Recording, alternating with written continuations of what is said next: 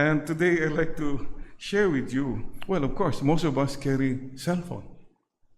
Aba, mag-ingat kayo ha. May mga research daw na yung cellphone, kung saan yan malapit, baka yun doon may radiation, doon nakaka-cancer. Nagtanggalan na ng mga sa bulsa.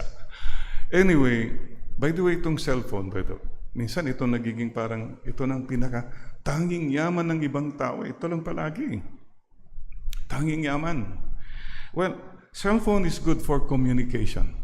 Good. Pero ang nangyayari, cellphone is seclusion. Ako lang, wala akong pakialam sa... Nasa dining room ka na kung ano pang... You know, you are not there. You're not here.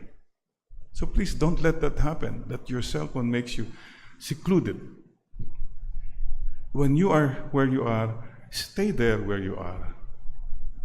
Alam po yun, nakaka-offend. I don't know. I feel offended when somebody's just...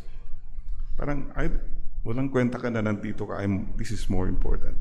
So, please, these are little reminders lang po. Number 2, cellphone is for information. Wow, amazing. Ang dami palang information dito sa cellphone. May napindot ako minsan, di ko alam.